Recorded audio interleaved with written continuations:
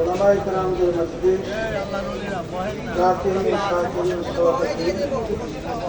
অনেক আল্লাহর খাস বান্দাদের বিশেষ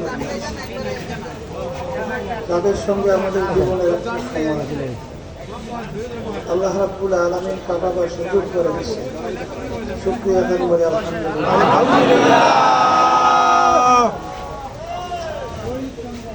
অনেক লোকের কানে মাহফিলের দাওয়াত পৌঁছার পরেও সুযোগ থাকা সত্ত্বেও আসে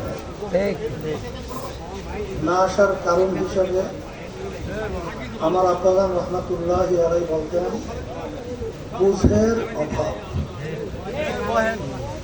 ওমর ফারুক রাদিয়াল্লাহু তাআলা প্রথম অবস্থায় কাফেরদের অন্তর্ভুক্ত ছিল। আল্লাহ রাসূল সাল্লাল্লাহু আলাইহি ওয়াসাল্লামকে কতল করার জন্য তরবারি নিয়ে রওনা করছিল। অল্প সময়ের ব্যবধানে আল্লাহ রাব্বুল আলামিন তাকে এমন বুঝ দান করলেন, ওই তরবারি নিয়ে ইসলামের পক্ষে প্রকাশ আল্লাহ নবী সাল্লাল্লাহু আলাইহি ওয়াসাল্লাম সহ প্রকাশ্যে নারায়ে তাকবীর স্লোগান আল্লাহু আকবার দিয়ে নেমে গেছে। আর এই বুঝ এমন এক জিনিস যাদের ভিতরে আল্লাহর ফজল একবার এসে যায়, সেই আল্লাহর বান্দা বান্দি চলাফেরা কথাবার্তা চালচলন সম্পূর্ণ ব্যতিক্রম হয়ে যায়। আমি আমার ভাইদেরকে বলবো, পর্দারে মা বোনেরা শুনছেন, তাম দুনিয়ার মধ্যে যত জাতি বিচরণ করে বসবাস করে, এর ভিতরে একটা জাতির নাম হলো মুসলমান জাতি। হিন্দু আছে, খ্রিস্টান আছে, বৌদ্ধ আছে, ইহুদি আছে, বহু খ্রিস্টান আছে, অনেক। কিন্তু তাম দুনিয়ার ভিতরে দেখবেন একমাত্র মুসলমান জাতি ছাড়া অন্য কোনো জাতি চ্যালেঞ্জের মাধ্যমে দুনিয়ার কেউ দেখতে পারে নাই, আর কোনোদিন পারবেও না। মুসলমানদের সবচেয়ে বড় একটা চ্যালেঞ্জ হল কুরআনুল কারীম আল্লাহ রাব্বুল আলামিন নাযিল করছেন, প্রায় 1500 বছরের কাছাকাছি হয়ে গেছে।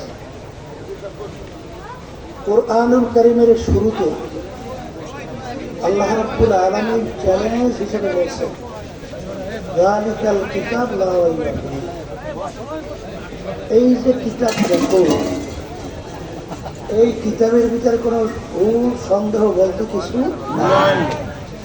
তাম দুনিয়ার মধ্যে অন্য যত ধর্মাবলম্বী আছে, কেউ কি তাদের ধর্মীয় পুস্তক নিয়ে কেউ চ্যালেঞ্জ হিসাবে এরকম কোনো কথা দেখাতে পারবে না?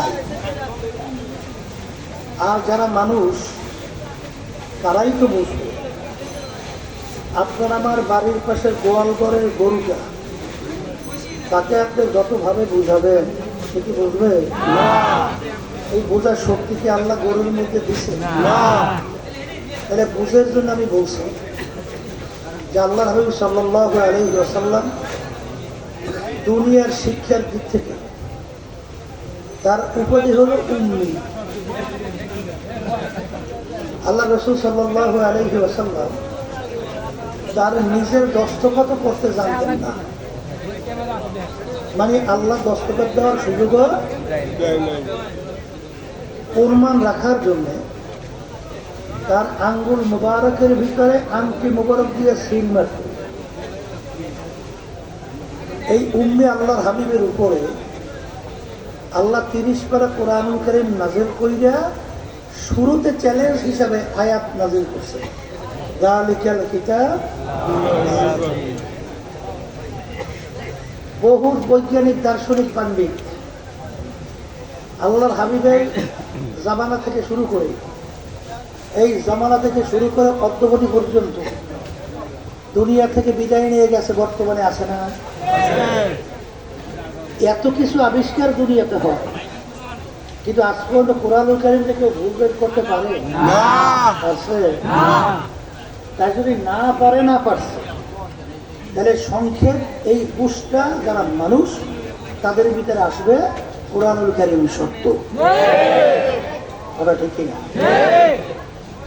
এরপরেও আমি আমার ভাইদেরকে পর্দারে মা বোনরা যারা শুনছেন, আপনাদেরকে চ্যালেঞ্জ হিসেবে বলে গেলাম, শুধু আপনারা না, তাম দুনিয়ার সমস্ত মানুষ, সমস্ত মাখলুকাত সবাই একত্রিত হয়ে পারলে কোরআনুল কারীমে একটা ভুল বের করে দেখান। যদি দেখাতে পারেন তাহলে আমাদের এই বড় বলার চ্যালেঞ্জ থাকবে না। তাই কেউ কোনোদিন পারে নাই, কেউ কোনোদিন, তাহলে কোরআনুল কারীম সত্য। তাই কোরআনুল কারীম যদি সত্য হয়, আমি আমার ভাইদেরকে বলবো, পর্দারে মা বোন যারা শুনছেন, দুনিয়াটা কি স্থায়ী না ক্ষণস্থায়ী? কেমন ক্ষণস্থায়ী? একটু মাঝে মাঝে চক্ষু বন্ধ করে মোরাকাবা করে। আমাদের জেলার সভাপতি, আমাদের হাফেজ জয়নাল আবেদীন সাহেব রহমাতুল্লাহ আলাইহি কিছুদিন আগেও মনে হয় যেন আমাদের সামনে কথা বলতেছে, কিন্তু কোন অবস্থায় কিভাবে চলে গেল বুঝতে পারছিল। একটু আগেও সে থাকবে না, কথা বলে না। এই দুনিয়ার জিন্দেগিটা ক্ষণস্থায়ী, বলে তা কেমন? সেকেন্ডের কোনো ভরসা নাই, নিঃশ্বাসের কোনো বিশ্বাস নাই। আর আখেরাত হলো স্থায়ী, যার শুরু আছে আর কোনোদিন ক্ষণস্থায়ী এবং স্থায়ী। এইটা বুঝাতে যাই আল্লাহ রাসূল সাল্লাল্লাহু আলাইহি ওয়াসাল্লাম বলছিলেন, আলী তুমি মৃত্যুকে কত দূরে মনে করো? আলী রাদিয়াল্লাহু তাআলা বলছিলেন, আল্লাহ রাসূল সাল্লাল্লাহু আলাইহি ওয়াসাল্লাম আমি যখন নামাজের জন্য ওযু করতে যাই, তখন আমি খেয়াল করে আমার জীবনের শেষ ওযু এইটাই হতে পারে। সামনে রক্তের নামাজের জন্য আর ওযু করার সুযোগ নাও পেতে পারি। আল্লাহ রাসূল আমি এইভাবে মনে করি। আল্লাহ রাসূল সাল্লাল্লাহু আলাইহি ওয়াসাল্লাম বললেন, আলী তুমি তো ভুল করছো, মৃত্যু তো এত দূরে না। এক নামাজ থেকে অন্য নামাজ আসতে মাঝখানে অনেক সময়ের ব্যবধান। তুমি এইভাবে খেয়াল করো, নামাজের ভিতরে যখন ডান দিকে সালাম ফিরাও, বাম দিকে সালাম ফিরাতে পারি কিনা। এই হলো ক্ষণস্থায়ী। আর আখিরাতের স্থায়ী সম্পর্কে আল্লাহ রাসূল সাল্লাল্লাহু আলাইহি ওয়াসাল্লাম বলেন, তাম দুনিয়া যদি একটা গোডাউন বানাও, জমিন থেকে আসমান, পশ্চিম থেকে পূর্ব, উত্তর থেকে দক্ষিণ, আসমান জমিনের দূরত্বের কোনো শেষ আছে? আসমানের হিসাব করে বের করতে পারবে কোনোদিন? এই পুরো জায়গাটা যদি সরিষা দিয়ে ভরিয়ে রাখো, আর একটা পাখিকে যদি বলো, হে কবুতর পাখি, একটা সরিষার দানা খাবা, আবার 500 বছর পরে আর একটা সরিষার দানা খাবা, এরকম 500 বছর পর পর একটা সরিষা দানা খাইতে খাইতে তাম দুনিয়াময় গড়াও একদিন না একদিন শেষ হবেই হবে। এটা আল্লাহ রাসূল সাল্লাল্লাহু আলাইহি ওয়াসাল্লাম বলে, আখিরাতের জিন্দেগি শুরু হবে, কোনদিন শেষ না। এখন আমার বাজানদেরকে বলবো, আমার ভাইদেরকে বলবো, এই যে আখিরাতের জিন্দেগি, যত জাতি দুনিয়ার ভিতরে বিচরণ করে, সব জাতি কিন্তু পরকাল বিশ্বাস করে না? হিন্দুরা পরকাল বিশ্বাস করে না? নাহলে ওরা পূজা আর্চনা করবে না? খ্রিস্টানরা পরকাল বিশ্বাস করে না? নাহলে ওদের ধর্মীয় রীতিনীতি পালন করবে কেন? সব জাতি কিন্তু পরকাল, আমরা মুসলমান, আমরাও পরকাল। এখন ওই যে আখিরাতের জিন্দেগি শুরু আছে, শেষ নাই, ওই জিন্দেগির সম্বল সম্পদ কামাই করার জায়গা হলো দুনিয়াতে। জোরে বলেন কোথায়? বলে হুজুর তা কেমন? আজকে মাহফিলে আসছেন, নিয়াত যাদের সহি, আমল নামায় গুণা জমা হয় না ন্যাক জমা হয়? হ্যাঁ, এই ন্যাকি তো আখিরাতে সম্ভব। এই ন্যাকের ব্যাপারে আল্লাহ রাব্বুল আলামিন কি বলছেন? হামাই ইয়ামাল মিসকালা যাররাতিন শাররান খায়রান ইয়ারা ওয়া মান ইয়ামাল মিসকালা যাররাতিন শাররান ইয়ারা। যারা পরিমাণ তোমার যদি নেকি থাকে তার ফল তুমি ভোগ করতে পারবে, যারা পরিমাণ গুনাহ থাকলেও তার ফল ভোগ করতে হবে। ধরে না, আল্লাহ না করুক, কিয়ামতের ময়দানে একটা নেকির জন্য ঢাকা বাজছে। নেকি কয়টা? বলেন বলেন। আচ্ছা, সারা কিয়ামতের ময়দানে ঘুরিয়ে একটা নেকি সংগ্রহের সুযোগ আছে? আপনাদের জানা আছে? কিয়ামতের ময়দানটা এত কঠিন হবে, আল্লাহ রাব্বুল আলামিন নিজে কোরআনুল কারীমের ভিতরে বয়ান করছেন, সত্য কোরআনুল কারীমের মধ্যে, ইয়াউমা ইয়াফিরুল মারউ মিন আখিহি ওয়া উম্মিহি ওয়া আবিহি ওয়া আবিহি ওয়া সাহিবাতিহি ওয়া বানিহি লিকুল্লি ইমরিইন মিনহুম ইয়াউমা ইদিন শা'নুন ইউগনিহি। মা পর্যন্ত সন্তানের পরিচয় না দিয়া সন্তান থেকে ভাইগে যাবে। কে বলছে? মা যদি সন্তান থেকে ভাগে, দ্বিতীয় মায়ের চেয়ে আপন কে আছে? তাই মায়ের যদি পরিচয় না দিয়ে ভাগে, অন্য আপনাকে কেউ নেকি দেবে এই চিন্তাটা আসে কিভাবে? আসে? বলেন না।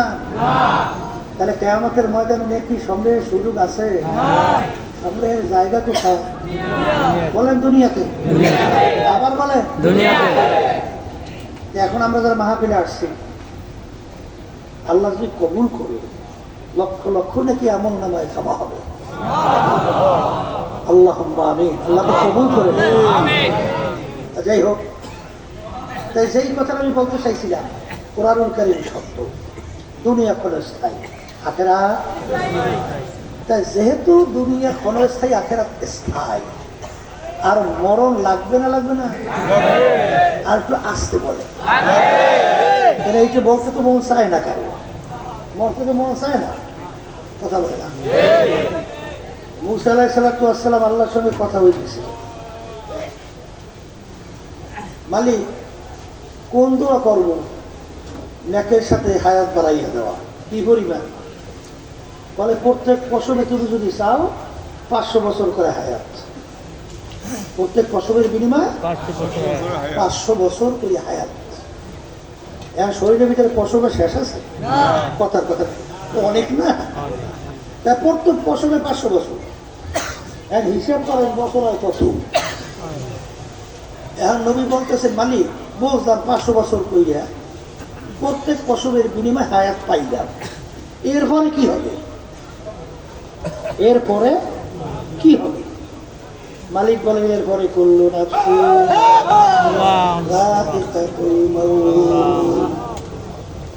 এরপরেও মৌতে শরাব পান করতে হবে। তখন বলতেছে, মালিক আর দরকার নাই, আপনি সিদ্ধান্ত অনুযায়ী আমি প্রস্তুত। আজরাইল পাঠান, আমি পুরুষের অপেক্ষায় আছি।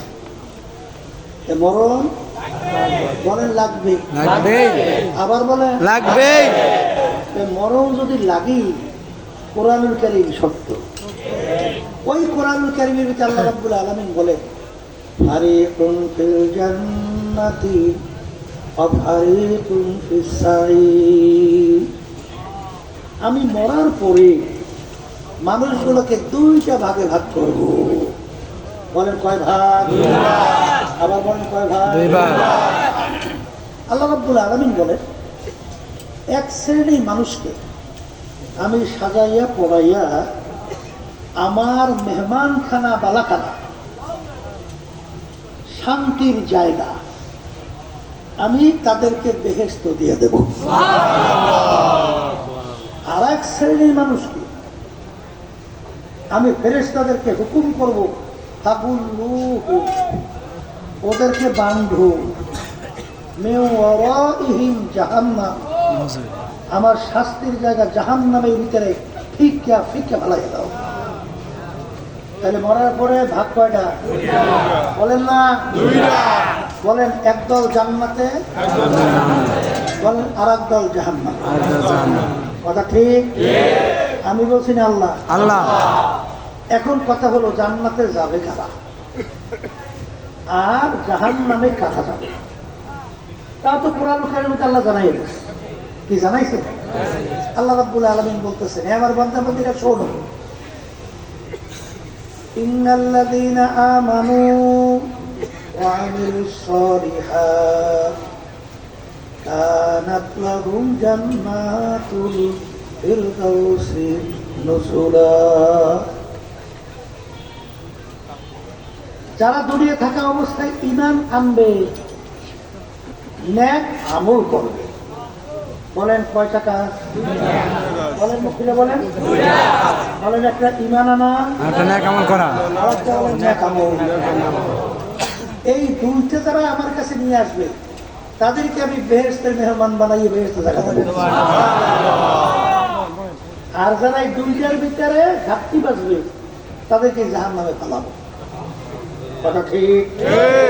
এখন কথা হলো, দুনিয়ার সরকার কি মানুষগুলোকে দুইটা ভাগে ভাগ করে না? ঘরে করে। এক শ্রেণী মানুষকে সরকার পুরস্কৃত করে না? পুরস্কৃত।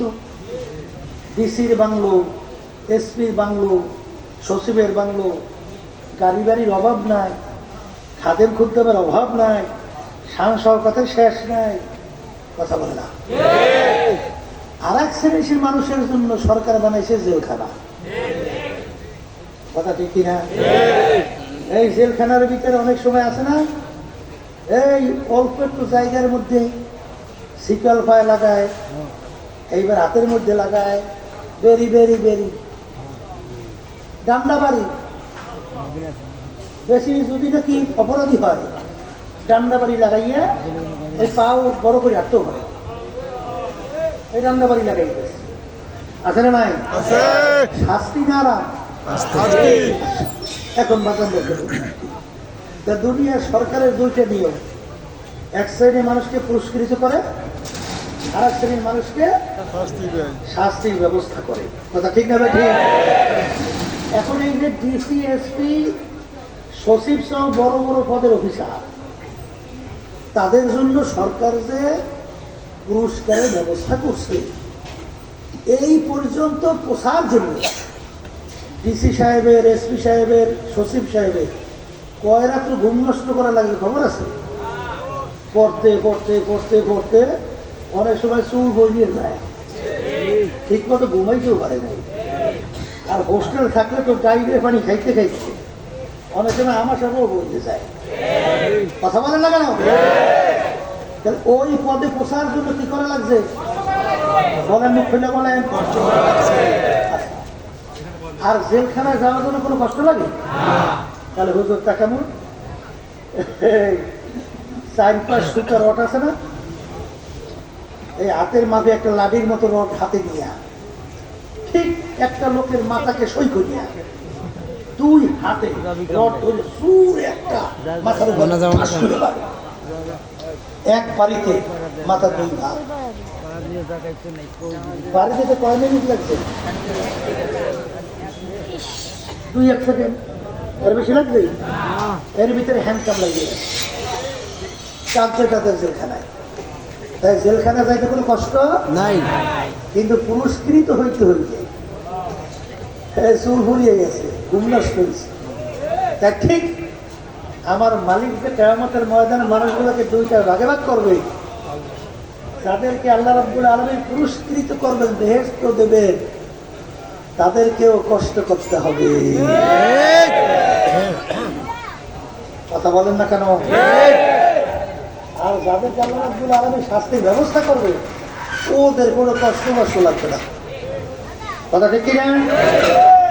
এখন বেহেশতে যাইতে চান কারা কারা? আল্লাহ দেখুক, তাহলে বাবুল্লা হাতুড়ে আল্লাহকে দেখান, আল্লাহ তো কবুল করে না। আলহামদুলিল্লাহ। আল্লাহুম্মা আমিন। এখন বেহেশতে যাওয়ার জন্য কি করা লাগবে একটু বলে, আর জাহান্নামে যাওয়ার জন্য কোনো কষ্ট লাগে না, কথা ঠিক? বলে হুজুর কেমন কষ্ট? ফজরের সময় নিঘুর ঘুম, ওইটার কয় আরামের ঘুম, সুখের ঘুম। ফজরে আগে আগে ঘুম যখন চাইতে আসে না, ওদিকে ঠান্ডাও বরসা দিতেও জবও ঠান্ডা পড়তে আসে, ল্যাপ কম্বল মুড়ে দিয়ে ঘুমায়। ওই সময় তার আল্লাহর পক্ষ থেকে মুয়াজ্জিন দাওয়াত দেয়, আসসালাতু খায়রুম মিনান নাওম, ঘুম হইতে নামাজ ভালো, ঘুম হইতে। এখন ওই সময় তো ল্যাপ কম্বল ভালাইয়া কি ঠান্ডা পানিতে ওজু করে মসজিদে যাইতে মন চায়? হ্যাঁ, তো ওই সময় ল্যাপ কম্বল ফালাইয়া ঠান্ডা পানিতে ওজু করিয়া মসজিদে যে কষ্ট না আরাম? আসতে বলে কষ্ট। আর ওই সময় এক শ্রেণী যারা জাহান্নামে যাইতেছে, ওরা তো সুখ ঘুম ঘুমায়, ল্যাপ কম্বল মুড়ে দিয়ে ওরে না কাঁদে, আরাম আরাম। রমজান মাসে রোজা রাখা, গরমের দিন প্রচন্ড গরম, ওদিকে আবার খেতে খামারে কাজ কইয়া মাগরিবের আগে আগে গলা শুকাইয়া পানি দেখলে মনে হয় যেন এক পুকুরের পানি খেয়ে গেল, লাগে না? লাগে না? লাগে। আর ওই সময় দেখবেন এক শ্রেণী আমার মালিকের সাথে কেমন জানি চ্যালেঞ্জ করে দিনে দুপুরে প্রকাশ্যে লোকালয়ের ভিতরে খাওয়া দাওয়া করে, ঠিক? মনে হয় যেন এই রোজা হুকুমটা কি আমার না কোনো পীরে, না কোনো মুফতি মুহাদ্দিস, না, সরাসরি আল্লাহর হুকুম না। আল্লাহ কুতিবা আলাইকুমুস সিয়াম কামা কুতিবা আলাল লাযিনা মিন ক্বাবলিকুম লাআল্লাকুম তাত্তাকুন, হুকুমটা কার? আল্লাহ। এখন তুমি প্রকাশ্যে যদি লোকালয়ের মধ্যে খাওয়া দাওয়া করো, এই চ্যালেঞ্জটা কার সঙ্গে হয়? কথা বলো। কপাল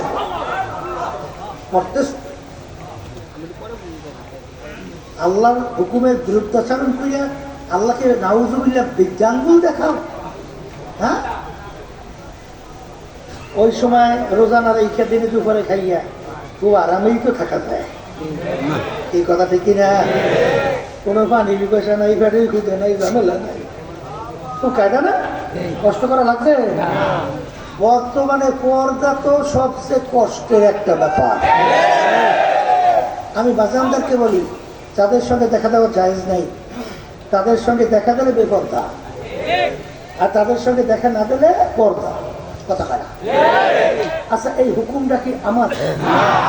কোন পীর, কোন মুফতি মুহাদ্দিস, তার হুকুম। বর্তমানে আবার ধোঁকা খাইয়েন না, বর্তমানে কিন্তু অনেক ইসলামের নাম দিয়া দেখেন না, জামাতের আমির কথা কি বলছে, ছেলেরা সরো, মেয়ে বন্ধুরা আসো, বৈষম্য দূর করব। আমি আমার বাজানদেরকে বলি, এই যে মেয়ে ছেলেদের ভিতরে এই তারতম্যতা, এই পার্থক্যটা, এটা কি আমি করছি?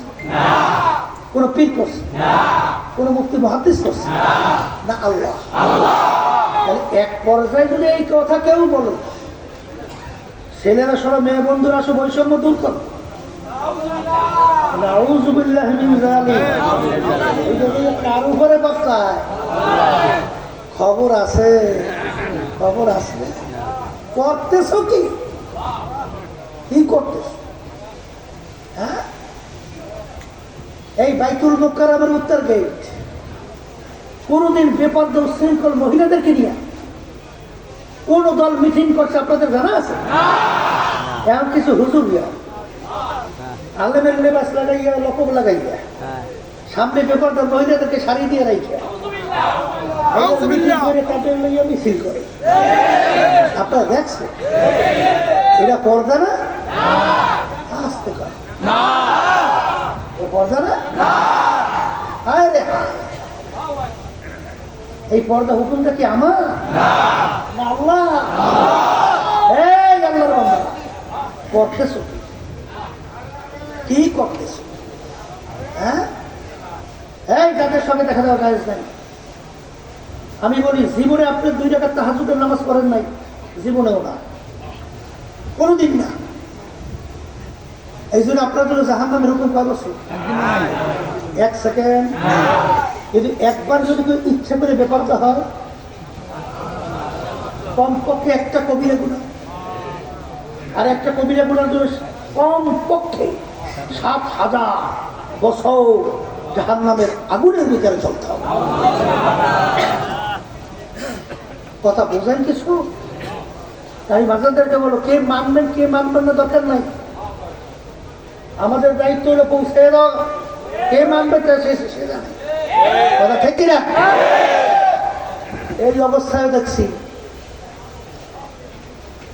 এই বাংলাদেশে 5ই আগস্ট 2024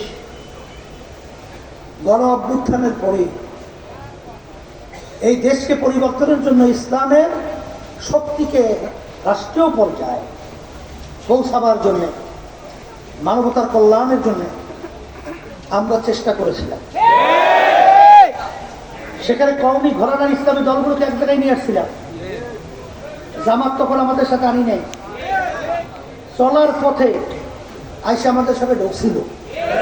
কথা ঠিক কিনা? কিন্তু দুঃখের মধ্যে বলতে হয়, যখন তারা ইসলাম থেকে সরে গেছে, যখন তারা প্রকাশ্যে বলা শুরু করলো ক্ষমতায় গেলে ইসলাম অনুযায়ী, শরিয়া অনুযায়ী তারা রাষ্ট্র চালাবে না, তখন আমরা যারা ইসলাম করি, আমরা ইসলামকে ক্ষমতায় নিতে চাই, তখন আমরা কি তাদের সঙ্গে থাকতে পারি? হ্যাঁ। আর আমরা ঘোষণা করছি ইসলামের পক্ষে একটা বাক্স হবে। কয়টা বাক্স? এখন জামাতের নেতৃত্বে যে জোট হইল, সেই জোটালার তো ইসলাম প্রতিষ্ঠা করতে, ইসলাম অনুযায়ী রাষ্ট্র পরিচালনা করতে চায় নাই। বলছে কি প্রচলিত আইনে তারা দেশ চালাবে, কি বলছে? আচ্ছা, বলার পরে আমরা যারা ইসলাম চাই, আমরা কি তখন তাদের নেতৃত্বে জোটে থাকতে পারি? আর এটা তো আমরা জোট করি না, এটা করছিলাম সমঝোতা। এটা আমাদের থেকে ছিনতাই করে নিয়ে নেতৃত্বের আসনে বসছে জামাত। এখন আমাদেরকে পরিচালনা করবে, যা মনে করে তা তারা আমাদের মাধ্যমে পড়াবে। এখন সেটাকে আমরা পারি না। তখন আমরা যে ঘোষণা করছি ইসলামের পরে বাক্স একটা, এখন বাক্স কই? এখন তো বাধ্য হয়ে আমরা ইসলামী আন্দোলন বাংলাদেশ ওই কঠিন মুহূর্তে ক্ষমতার দ্বার প্রান্তে থেকে তখন আমরা ফিরে আসছি শুধু ইসলাম রক্ষার জন্য, আল্লাহকে রাজি খুশির জন্য। ইব্রাহিম আলাইহিস সালাম মরকের বাদশাহ, বাদশাহী ছাড়ছেন কাকে পাওয়ার জন্য? আল্লাহকে পাওয়ার জন্য। কি ছাড়ছে? বাদশাহী ছাড়ছে কাকে পাওয়ার জন্য?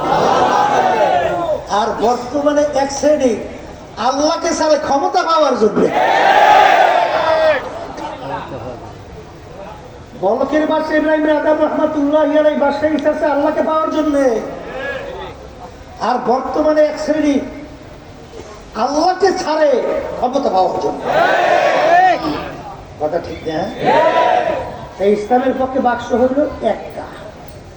এই সময় শোনা গেছে পরীক্ষার মাঠে চরমনের কিছু মুজাহিদের কথাও শোনা যায়, এবং কিছু ইসলামী আন্দোলন সহ সহযোগী দায়িত্বশীলদের কথাও শোনা যায়।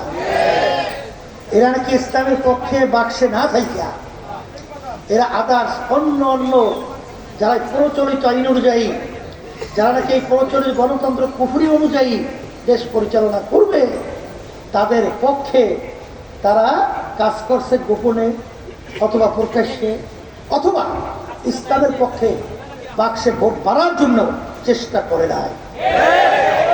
এই 3 শ্রেণীর যার চরমনায় মুজাহিদ দাবি করে এবং অন্যান্য সংগঠনের সাথে আমাদের সহযোগী জড়াই আছে, যারা জাতীয় নির্বাচনে ইমানি পরীক্ষায় যারা 3 চরিত্রের 3 গুণে গুণান্বিত চুপ রয়েছে, দলে দলে সহযোগিতা করছে, প্রকাশ্যে করছে। এই 3 শ্রেণী, সে যে হোক, যত জ্ঞানী হোক, যত টাকার মালিক হোক, যত বড় বংশের হোক, যত নেতা হোক, একেবারে জেলা কেন্দ্র থেকে শুরু করে ওয়ার্ড পর্যায় পর্যন্ত কোন কমিটির সদস্য পদেও থাকতে পারবে না।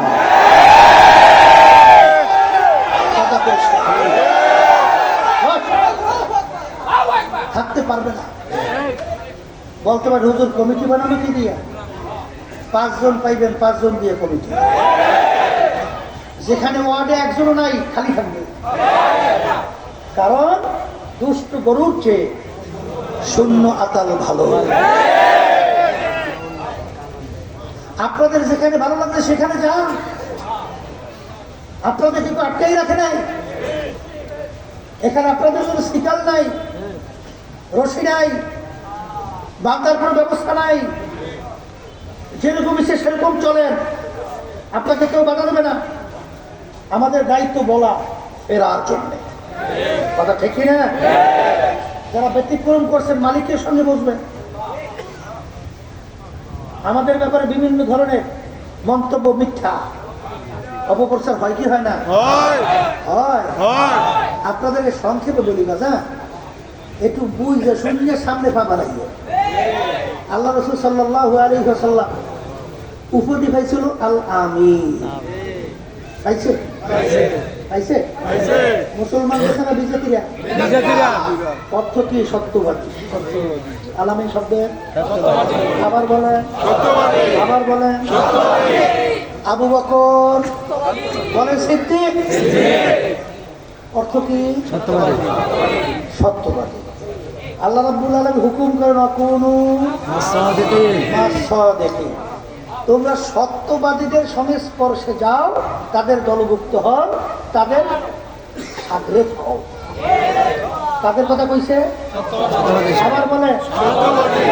আল্লাহ রাব্বুল আলামিন নামাজের ভিতরে শিক্ষা দেয়, ইহদিনাস সিরাতাল মুস্তাকিম সিরাতাল লাযীনা আন'আমতা আলাইহিম। আল্লাহ ওই পথে চালান, যেই পথে চলার পরে আপনার পক্ষ থেকে যাদের উপরে নেয়ামত বর্ষিত হয়েছিল তাদের পথে আমাকে চালান। কি দোয়া করে? এখন এরা কারা? অন্য আয়াতে আল্লাহ বলতেছে মিনান নাবিয়িনা ওয়াস-সিদ্দিকিনা ওয়াশ-শুহাদাই ওয়াস-সালিহিন ওয়া হাসুনা উলাইকা রাফিকা। এখানে নবীদের পরেই সিদ্দিকিন। সিদ্দিকিন শব্দের অর্থ কি? মুখ্য বলে না, সত্যবাদী। সত্যবাদী। আল্লাহর হাবিবের উপাধি লোক সত্যবাদী। সত্যবাদী। আবু বকর রাদিয়াল্লাহু তাআলা আনহু সত্যবাদী। আল্লাহ সম্পর্ক রাখতে বলে সত্যবাদীদের সাথে।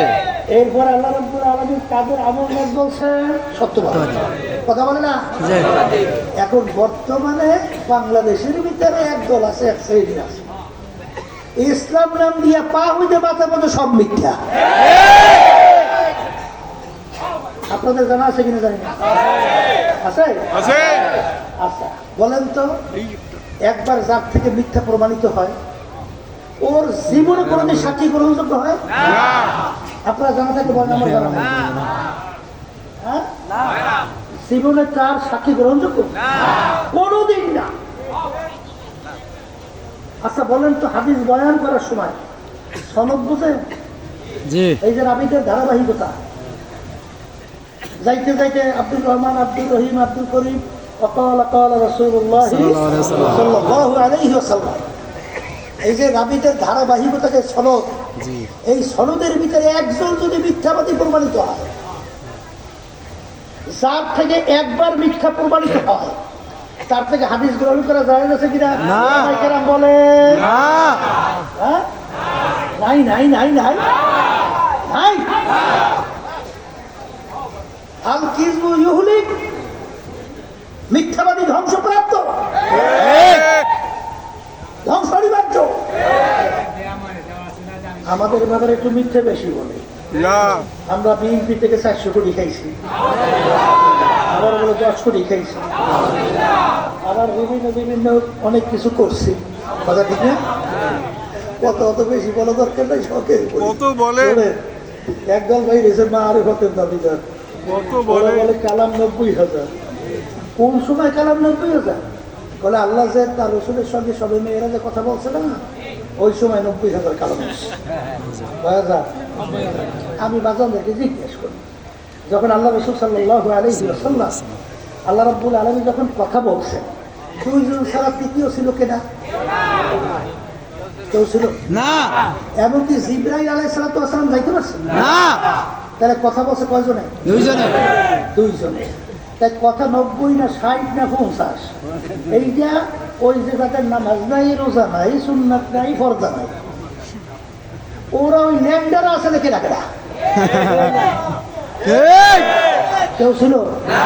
তাহলে কথাটা কি সত্য না মিথ্যা? জোরে বলে। আমাদের সাথে বিএনপির সাথে লেনদেন হচ্ছে 400 কোটি, 10 কোটি, 50 কোটি।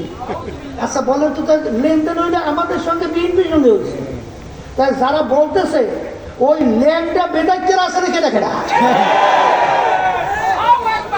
এই মিথ্যুকরা কেউ ছিল? জোরে বলে। তাহলে সত্য না মিথ্যা? তাইলে সব ওই আগে হইতে মাথা বলে সব মিথ্যা, কথা ঠিক না? এই অবস্থায় যারা সর্বনায় মুজাহিদ করি, আর যারা নাকি ইসলামী আন্দোলন সহযোগী সংগঠন পরিচয় দিয়া যারা ইসলামের পক্ষের বাক্সে ছিলেন না, আপনাদের চর্মনায় কোনো প্রয়োজন না। কথা পরিষ্কার। চর্মনায় জল ভারী করার জন্য তরিকা করা হয়। নূহ আলাইহিস সালাতু ওয়াস সালাম প্রায় 950 বছর পর্যন্ত দাওয়াত দেওয়ার পরে মাত্র 70-80 জন মুসলমান। এই 950 বছরের মধ্যে 70-80 জন মুসলমান, এ থেকে আমার নবীর নবুয়তি গেছে নাকি? বলে না। হ্যাঁ, তাহলে আমরা কি ঠিকাদারি নিয়ে আছি না? এই জন্য আমার বাজানদেরকে বলবো, পর্দারে মা বোনদেরকে বলবো, কবরে কিন্তু কোনো দলাদলি নেই, কবরে কিন্তু কোনো পরিচয়ও নাই। চাইয়ে যে পরিচয় দেবো সর্বনে মুড়ি, আমি ৮৮ রাজারগঞ্জ, ওয়াম্বা, সুরেশ্বর, মাইজুয়ান্ডার, আমি জামাত, আমি বিএনপি, আমি জাতীয় পার্টি, আমি অমুক অমুক সমুক অমুক বংশের, এইসব পরিচয় কবরে আছে? তা যদি নাই থাকে তাহলে দল কয়টা? একটা। এই 2টা দল মরার পরে কয়টা? মরার পর দল কয়টা? একটা জান্নাতি আর একটা জাহান্নামী। জান্নাতে যাইতে হলে কয়টা কাজ করা লাগে? 2টা। বলেন ঈমান আর আমল। বলেন ঈমান নেকামল। আর নেকামলের কথা তো বলছি, কোনটা? মিনান নাবিয়্যি ওয়াস-সিদ্দীকিন ওয়াশ-শুহাদা'i ওয়াস-সালিহিন ওয়া হাসুনা উলাইকা রাফীকা।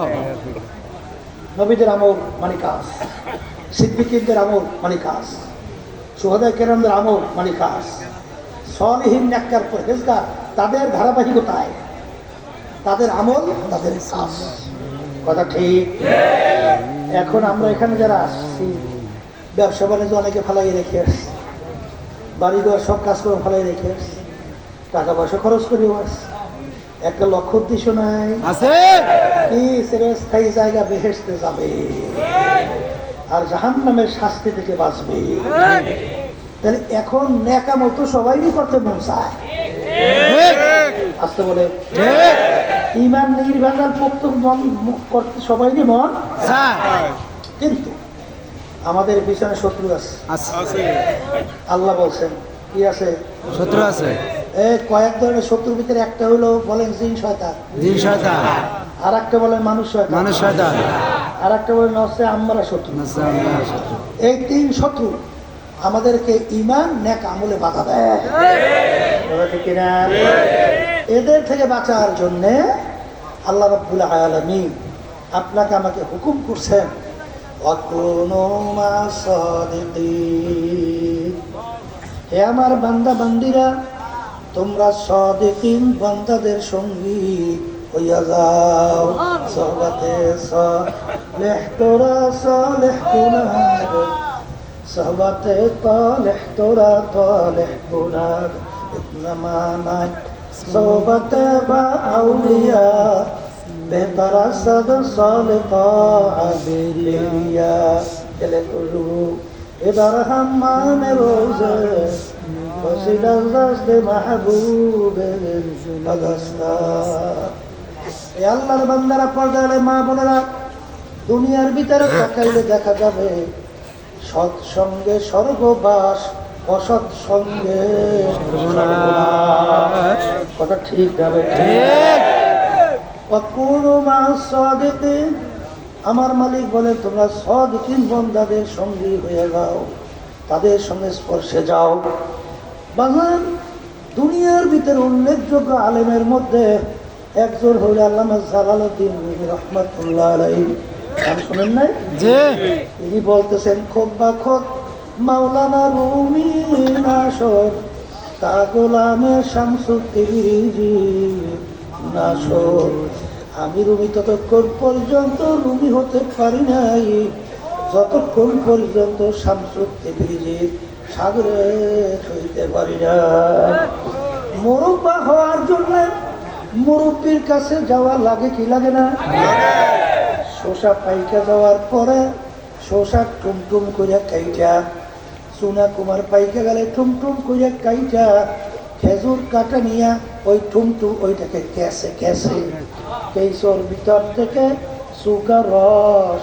কষ বের কইরা পালায় এরপর দুধ চিনি দিয়া ওই যখন ওইটা জাল দিয়া পাক করে তখন একটা সুস্বাদু খাদ্য হয় নাম হয় মুরব্বা এই মুরব্বার দাবি হওয়ার জন্য মুরব্বির ওখানে হাত লাগা লাগছে কথা কয় না কথা ঠিক তো ঠিক আল্লাহর বান্দারা বলকের বাদশা ইব্রাহিম বিন আদহাম রাহমাতুল্লাহ আলাইহি বলকের বাদশা হওয়ার পরে তিনি যখন আখিরাতের চিন্তা কইরা আখিরাতের স্থায়ী জিন্দেগির চিন্তা কইরা যখন মুরব্বির কাছে গেলেন মুরব্বি এমনভাবে কেঁচা শুরু করলো এক পর্যায়ে বাদশাকে লাকড়ি টানার দায়িত্ব দিল এমনকি মেথু ময়লা পরিষ্কার করার দায়িত্ব দিল কেসতে আছে কি করতে আছে কেসতে আছে কেইসে কেইসে এক পর্যায়ে যখন তার ভিতর থেকে চুকার রসকট হয়ে গেল এমন এক ব্যক্তিত্ব হইয়া দুনিয়া থেকে বিদায় হলো কিয়ামত পর্যন্ত মানুষ তার নাম স্মরণ করতে থাকবে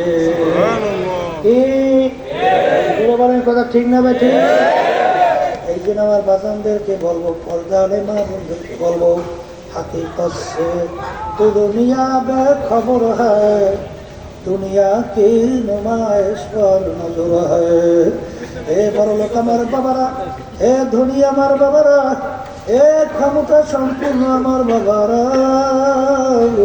হে বড় বড় শিক্ষিত পাণ্ডিত আমার বাবারা মাঝে মাঝে একটু চক্ষু বন্ধ করো দুনিয়া নিয়ে একটু চিন্তা মোরাকাবা করো দেখবা তোমার ভিতর থেকে উত্তর আসবে সব ফাঁকি আর ফাঁকি এ দুনিয়াদার পাগল আমার বাবারা এ বড় আমার বাবারা যারা চিন্তা করছে তারা প্রশ্নের উত্তরও পাইছে তাম দুনিয়ার মোট 4 জন লোক রাজত্ব করছিল এর ভিতরে বাদশা সিকান্দার বা ইস্কান্দার বাদশা একজন তিনি ইন্তেকালের আগে ওসিয়ত করছিল হে আল্লাহর বান্দারা হে আমার সাথীরা আমি ইন্তেকালের পরে আমাকে গোসল করাইয়া কাপড় পরাইয়া হাত ধরে একটু বাহিরে রাইখা হাতের ভিতরে উঠাইয়া শহরটাকে ঘুরাইয়া তারপর আমাকে দাফন করিল তিনি দুনিয়া থেকে বিদায় হওয়ার পরে গোসল করাইয়া কাপড় পরাইয়া হাত দুইটা খাটের ভিতরে উঠাইয়া বাহিরে রাইখা শহর ঘুরায় যারা বোঝে না তারা বলে দেখছ আজীবন বাদশা আমাদের থেকে খাজনা এবং ট্যাক্স নিল এখন মরার পরেও কেমন হাত পাইতে আছে মনে হয় যেন খাজনা এবং ট্যাক্স চায় বিজ্ঞ আলেমরা বলে বোকারা তোমরা তো বুঝো না বাদশা সিকান্দার ইন্তেকালের আগে ওসিয়াত করছিল মৌতের পরে গোসল করাইয়া কাপড় পরাইয়া হাত ধুইয়া খাটের ভিতরে উঠাইয়া বাহিরে রাইখা উড়াইয়া শহর দাফন করার জন্যে। তিনি তাম দুনিয়ার মানুষকে বোঝাতে চায়, এ তাম দুনিয়ার মানুষেরা,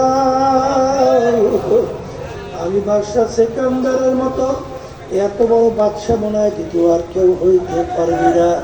তাম দুনিয়ার বাদশাহী করলাম, কিন্তু আমি যখন কবরে রওনা করলাম একেবারে দুইটা খালি হাত নিয়ে কবরে রওনা করলাম, আর কিছুই নিতে পারলাম। এ বড় লোক আমার বাবারা, এ সম্মানিত আমার বাবারা, এ পর্দার আড়ালের বাবুরা, মাঝে মাঝে একটু চক্ষু বন্ধ করে একটু মোরাকাবা চিন্তা করো। ফরিদপুর গেছিলাম, একজন আমাকে বলতেছে, হুজুর এই এলাকার ভিতরে বড় ধনী, মারা যাওয়ার পরে যত অন্ধকার হয়ে আসতেছে ঘরের ভিতর থেকে ডাক দিয়া বলে, এই লাশ রাত্রে ঘরে রাখা যাবে না, ছোট ছোট বাচ্চারা মরা লাশ দেখলে ভয় পাইবে। মসজিদের ভিতর থেকে খাট বের করিয়া খাটের ভিতরে উঠাইয়া সারা রাত্র নিয়ে মসজিদের বারান্দায় ফালাইয়া রাখছে। তার কষ্টের কামাই করা টাকার বাড়ি তাকে জায়গা দেয়। এ বড় লোকাবার বাবারা, এ পর্দানের বাবুরা, এত টাকা রাখবা কোথায়? কাপড়ে যে এ বড় লোকাবার বাবারা, যেই সম্পদের জন্য, যেই টাকার জন্য আমার আল্লাহকে ভরসা, আখিরাতকে ভরসা, কবরকে ভরসা, আল্লাহু আল্লাহ। এই দুনিয়া সম্পর্কে মাঝে মাঝে একটু চিন্তা করা খাবার করো। একদিন আমাকে বলতেছে, হুজুর এক আল্লাহর বলবার 6 তলা একটা বিল্ডিং তৈরি করলো, তখন নাকি বিল্ডিং কমপ্লিট, আর এর দোয়ার জন্য লোকজন নিয়ে সিঁড়ি দিয়া করতেছে। ওই সময় হঠাৎ পইরা গেল, এরপরে দেখে আল্লাহর বান্দা দুনিয়াতে না। বিল্ডিং তৈরি করলো, বিল্ডিং থাইকাও যাইতে পারে নাই। আসলে বাজার দুনিয়া শান্তির জায়গা না, কেউ কোনোদিন পায় না, কেউ কোনোদিন পাবে না। এই জন্য আমার বাজানদেরকে বলবো, পর্দারে মা বোনদেরকে বলবো, ইনি আমরা রওনা করলাম দুনিয়ার যে কোনো কাজের মধ্যে একবার নয় 5 বার যদি কেউ উঠা যায়, আবার ওই কাজের ভিতরে চেষ্টা করলে জিতবার আশা করা যায়। কিন্তু কবরের যাত্রীরা একবার যদি কেউ কবরে উঠা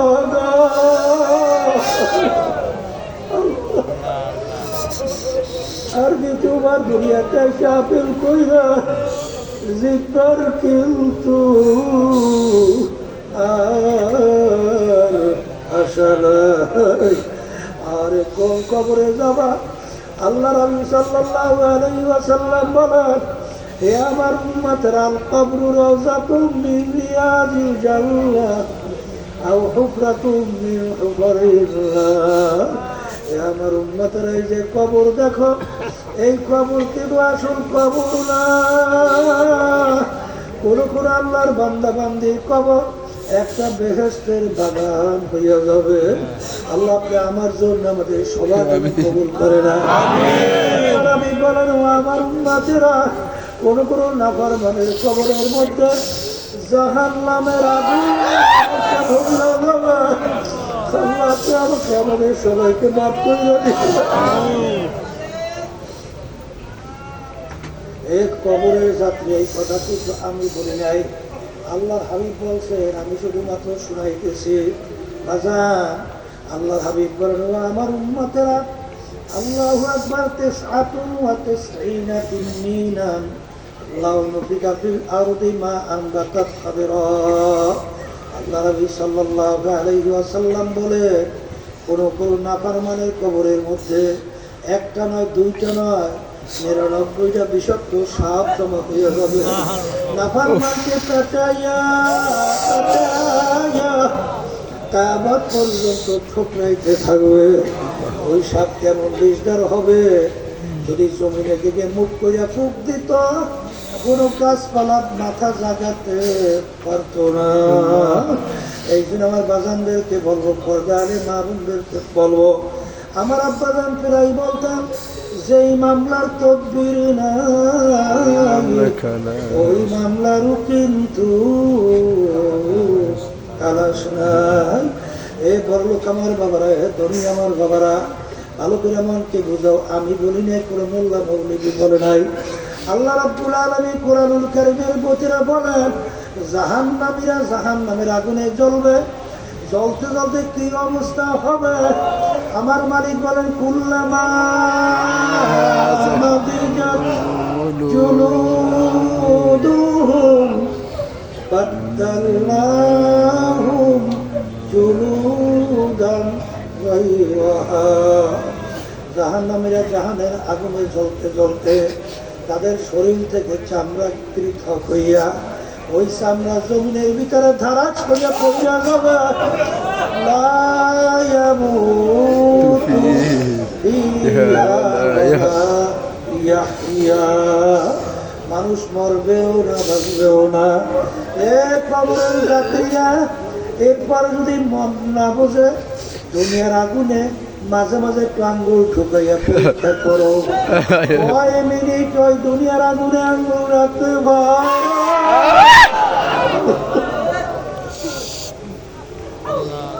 এক মিনিট আঙ্গুল রাখার শক্তি দুনিয়ার কোনো মানুষের নাই। আল্লাহ রাব্বুল আলামিন বলে, আরে জাহান্নামের আগুন তেমন তেজের আগুন হবে না।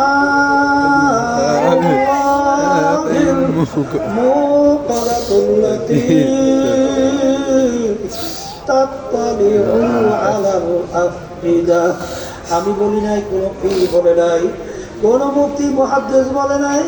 আল্লাহ বলছেন, আমরা শুধুমাত্র শুনাই।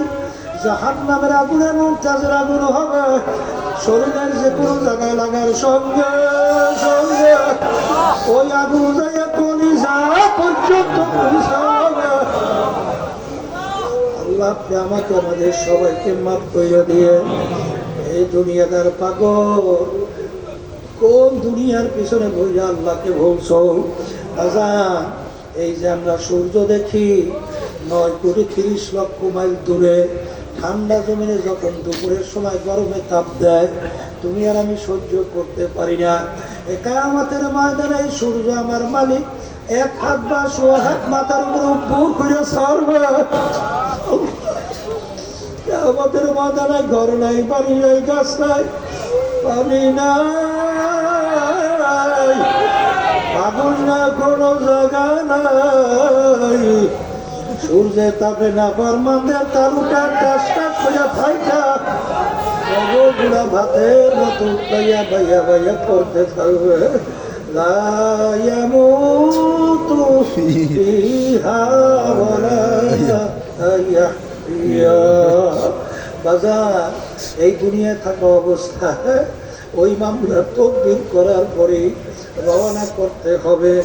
ঈমানকে নির্ভেজাল মজবুত করতে হবে, নেক আমল করতে হবে, গুনার আমল কমাইয়া নেক আমল বাড়াইয়া এইবার দুনিয়া থেকে বিদায় নিয়ে কবরে রওনা করতে হবে।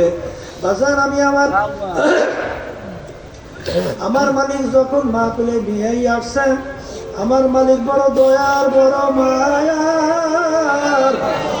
যদি আমার মালিকের কাছে গুনার কথা মনে কইরা দুই চোখের পানি ছাইরা যদি আমার মালিকের কাছে দোয়া করতে পারো, আমার মালিক শুধু মাফ করবেন তাই না, তোমার আমার গুনাহকে আমার মালিক নেকের দ্বারা পরিবর্তন করবে।